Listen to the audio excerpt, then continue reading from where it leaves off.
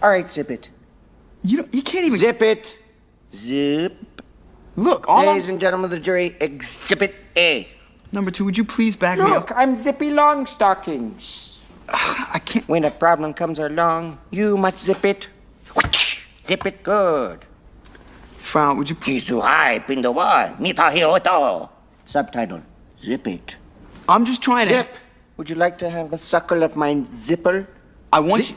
Stop. Zip it. This Zip is... it. Oh, you know what? You're like a child. Talking... If you... Just... One time... 22-minute podcast. 22-minute podcast. Don't wanna take up much of your time. Just gonna read some headlines. Some stuff.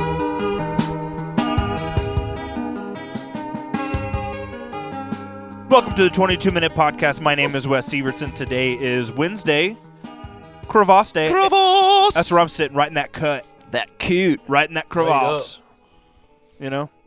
Break out your Esservic. Juno- Put out your nice Voss. Esservic? Crevasse backwards. Thank you. Yes, we did create our own name for it. It's an Esservic.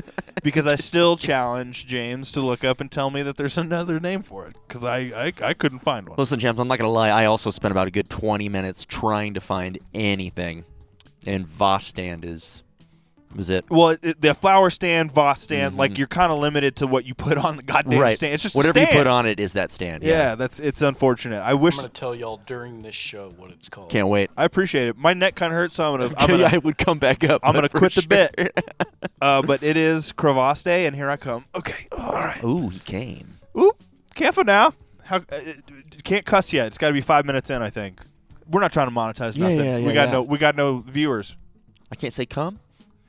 No, I said careful. I mean, cum's fine. Okay, come is fine. Like cum shot? Sorry. Tim Robbins, everybody. Check him out.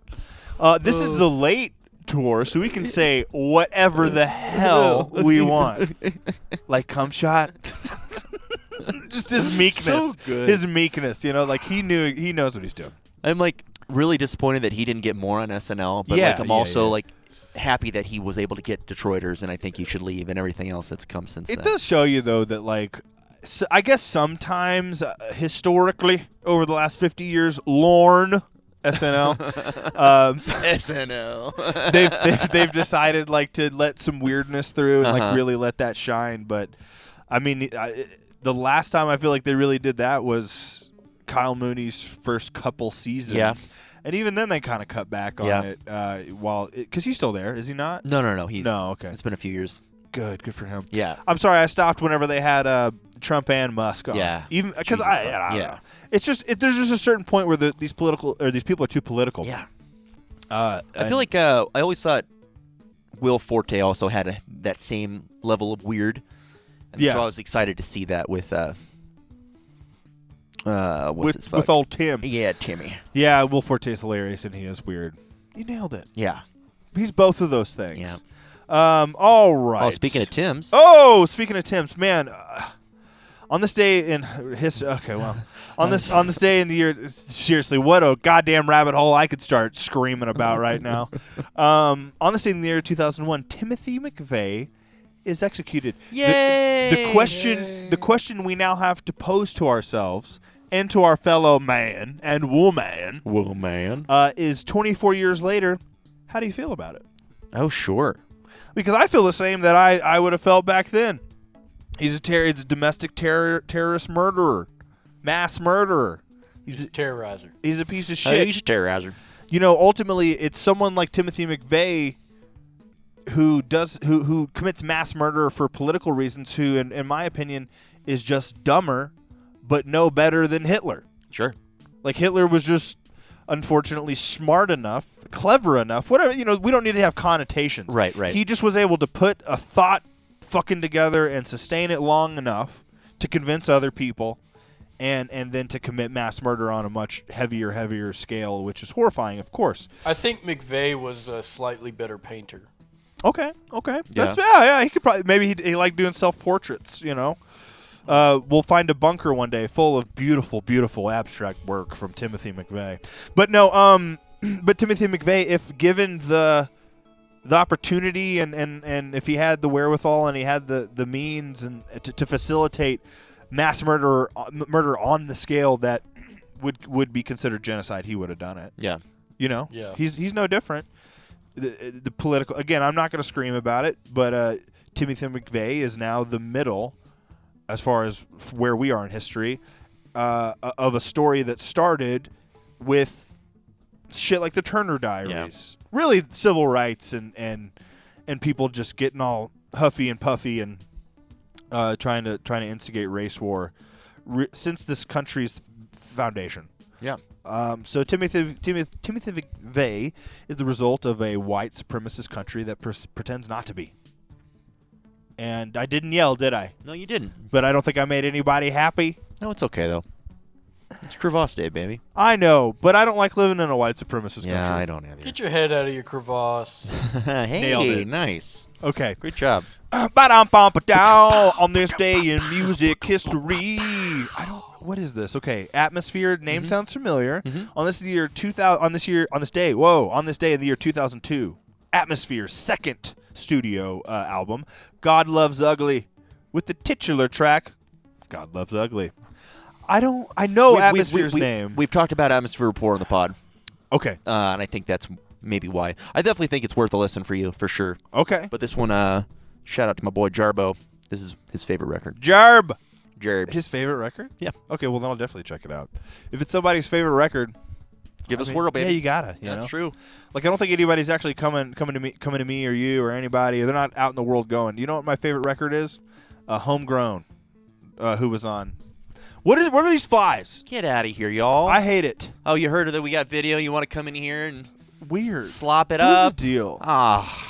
Slop This it isn't up, generally baby. an issue, guys. I don't live in a So slum. I mean, what would you consider a slum? I don't know. Anyway, let's continue. Also on this day in the year 2002, Newfound Glory's third and seminal record, Sticks and Stones, with the bangers My Friend Over You and Head On Collision, serving as the album's singles. Head On Collision, I've never seen this side of you. Another tragic seminal case of feeling bruised and break on. Not head or letter. Not send inside you. I think this. Should we move on? Oh, This record definitely put drive-through records on the map. it was one of them, no question. Yeah. Was this their biggest thing? I mean, I think it was but this was like a split between, I think, was it MCA maybe also? Oh, like, wow. It was a dual release. Interesting. 2 different labels. yeah, because they were already. Newfound Glory had already been going a little bit. Yeah, so. yeah. No, they've been on the scene for a while. Right. Yeah, it's funny being a child wrapped up in that drive-through record scene because it's like, you're telling me this sold more records than Census Fail? Ridiculous. Bullshit. Out of my range. I was listening to G Unit at this time. so G-Unit. I don't know. You know, I'm glad that you bring that attitude and that perspective, though. You know, I had no idea what this shit was, dude. Like, I never listened. I was listening to rap until I was almost out of high school. That's funny because I definitely avoided listening to rap. I think just to also avoid any conversations with my Nazi father. Oh, big Seether fan. Huge Seether fan. But anyway, What I really meant to say. I wish I knew what that song was so I could continue singing. Yeah, I don't know either, but I know your dad fucking knows the words to that song. Yeah. Sings it in his sleep. He probably now listens to mostly that band from American History X. Remember that? Yeah. Remember that American History hardcore. X? Yeah. At the end when they go to the party. Mm-hmm. Yeah, y'all know what I'm talking about. Put your teeth on the curb. Right? I just gave everybody that Yeah, visual there it again. is. There it is. Congratulations. You're welcome. Nobody He's likes going to that. drop that in. No, I'm not doing Okay, that. good. Yeah, Thank we're definitely you. not putting that. That's not going to be you're just going to let your memory do the Yeah, job good, there. good, and if you good, haven't good. seen it, you're not going to relive it. Yeah, Yeah. don't. Because honestly, it's not. Actually, I don't know if I want to No. discourage watching that. Because Yeah, I want to say it's no. not that great, but I mean, right now it might be just Yeah. enough for somebody if they watched it Yeah. to just stop being an asshole. Yeah. So, It's the prequel to T2. Edward Whoa. Furlong, dude. Whoa. John Connor's in it. I didn't know that, you know? He said T2. Captivated. Okay. Action. On this day in TV and film history. On this day in TV and film history. On this day in 1982, E.T. was released. The extraterrestrial. Phone home. I'm glad we got him out of the cage. Boop. Hello. Shout out Drew Barrymore. Yeah. That's really all I got from that movie. Yeah. And Coors. Oh, Coors.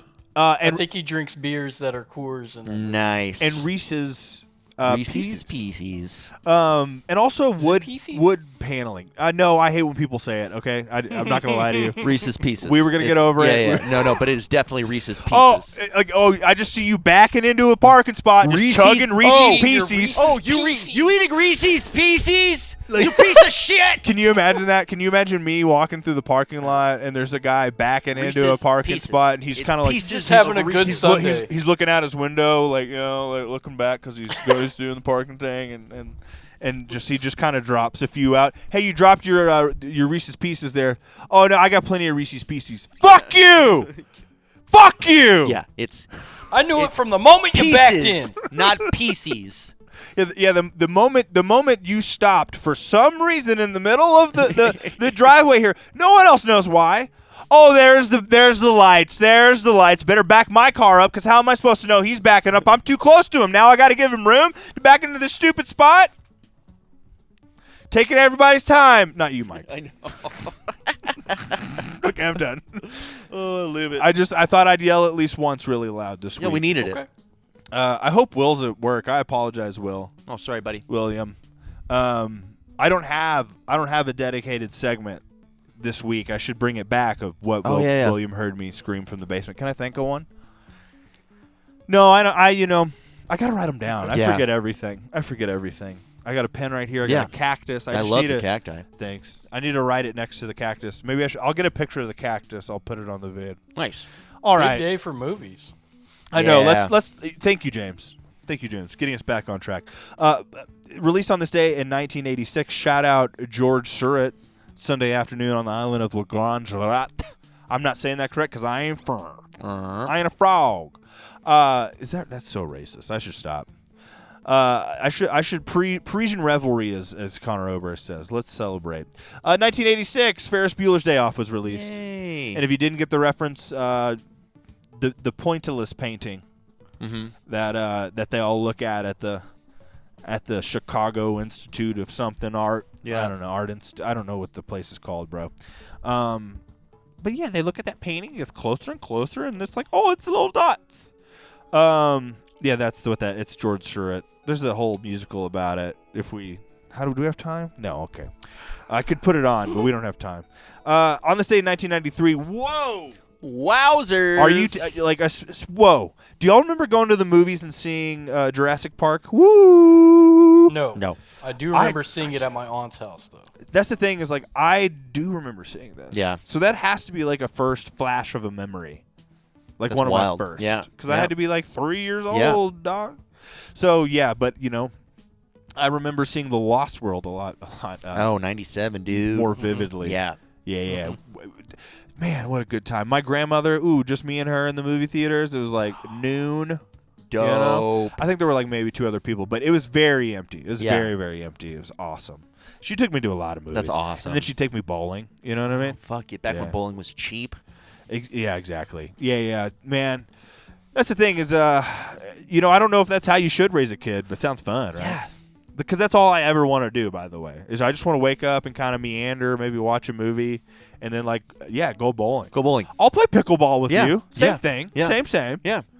So yeah, unfortunately, that's what I was taught the world was. Yeah.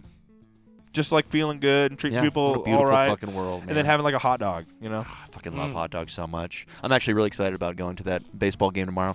Yes. For the hot dogs, That'll be interesting. I do want to hear a review on the Rockies dogs. I'm gonna have a couple. Yeah, no, you Can't gotta have have at just least 2. one. You're absolutely Yeah. right. I've actually got some dogs in the fridge. I'm gonna cook them up. Nice. I had an urge the other night, so there's actually leftover from earlier in the week. Nice. But enjoy a hot dog, Yeah. guys. Is this funny? On this day in 1999. Dang it, man! Yeah, this is a dude. great day. Yeah. Great day, great week. I mean, in general for movies. 1999. Austin Powers, The Spy Who Shagged Me, dude. Yeah, and seriously, shout out. I was reminded by the internet, and I shared it with these fellas via our text group Thread, chat, text thread, group chat, whatever. Austin Powers is a champion of consent. Yeah. Even if, because honestly, in that scene, no knock on Elizabeth Hurley's acting range, she wasn't that drunk. I mean, she wasn't acting that drunk. Right. But that's the point, Austin. You don't know. Yeah. And it could be one or two. And unless that's your wife or your girlfriend, and you've already done that stuff, and she's already said, like, hey, I'm going to have a couple, but then you need to do some stuff to me later. Yes. Unless you've had that convo and that's happened, he made the right choice. He said, I get it, y'all, but guess what? You'll be here tomorrow. Y'all. Yeah, that's how he said it. Can you imagine? That's the new version of Austin Powers is like an effeminate but very like sexualized man from the South. Like, ooh, I smell pussy. Ooh, y'all smell that? Pussy. Girl, smells like cooch in here. Ooh, whose bus is popping? Who is drip trapping? I love it. But like at the same time, he's all about consent. Yeah. You know, that would be a fun movie actually. That would be a lot of fun. No, so yeah, that's what that's Now sign here. yeah. I do have documents. Do we need to take it that far? But anyway, yes. So Austin Powers, a champion of consent, a fantastic. Really, when you think about it, he knew that 9-year-old, 10-year-old, 11-year-old me, whatever, was gonna get his hands on this shit. Yeah. And so he didn't want to put, like drunken, taking advantage of, borderline, what's happening, consent. He didn't want to muddy those lines at all. So thank you, Mr. Myers. Yeah. Nailed it, bud. Yeah, I really do appreciate that influence as a child. Wholesome in a weird way. Yeah. Honestly. It says like, hey, we don't need to be prudes, but at the same time, why don't you go ahead and just be a little mindful, thoughtful, and not a psychopath. All right, moving on. Did we get enough? Okay, on this day in the year 2002, American Idol debuts. Oh, that's right. At least the first time, because it was canceled for like 1 year, and then they brought it back. Oh, really? Yeah, because oddly enough, I only kind of know that, or like that sticks out to me because whenever I was the re-debut, the second premiere, The second coming. of American Idol happened whenever I was living in an Airbnb for 3 months with a stranger who was like, new American Idol tonight. I'm like, And you were like, please don't wear my skin. you know, Please don't murder me. he was a super nice guy, and I will say I was doing a lot of drinking at that point. So, really, if anything, I need to say I'm sorry. I would love to watch the new American Idol with you. Bro, there's definitely some moments in that 3 month span that maybe I'll share at some point, and it'll be funny. But right now, it'd just be sad. It'd just be sad. So we're just gonna move on. On this day, where are we? On this day, oh my God! Dude, I know. On this day in the year 2004, man, what a banger! Yeah. Napoleon Dynamite is released. You got to thank those Mormons for something. Oh, yeah. Because the people who the Hesses are Mormons. They still actually practice, do you know? I don't know, Yeah. you know, and I don't want to be disappointed, so I haven't Googled it. Yeah. And y'all know what that means for me. At least if you've ever listened to this. Anyway, no, you know, so I saw the Phoenician scheme. I guess I should have mentioned that. yeah. You know, I saw that on Thursday. It's fantastic. I love it. It's great. You know, I mean, okay, I'm not going to take too much time on this because I just don't want it, because I could talk about it forever. Yeah. You know, early Wes Anderson. If we're just talking about like the emotions of his script, the plots of his script, the characters of his script, he used to be a lot more like kind of dramatic, you know, like a little angstier, you know. Sure. And so I always, when I hear, this is the second part of it, when I hear like, oh, Wes Anderson's movies are just so Wes Anderson. Well, I mean, the Hess movies are very Hess movies. Yeah. And that's really why I wanted to bring this up, is because like what I love about Napoleon Dynamite is like it was a movie that said like we have a style. We have an approach. We are making these specific choices, and that doesn't just involve the visuals. It's the acting. It's the script. It's everything. It's the characters. And yeah, I guess going back to Wes Anderson real quick though. I think his latest stuff incorporates kind of the whimsy that he got to start experimenting with in his movies, with like the animated movies. Yeah.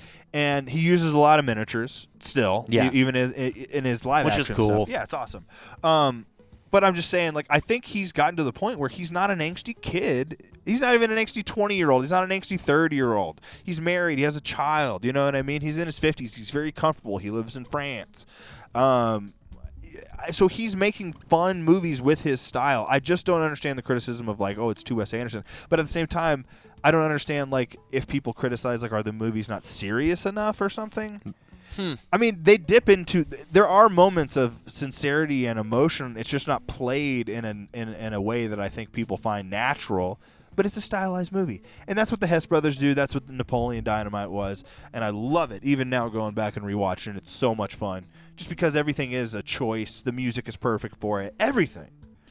But let's go ahead and do a couple birthdays. We have only a minute to do these bdays. Plenty of time. Absolutely shout out Born on This Day Now Dead, Gene Wilder.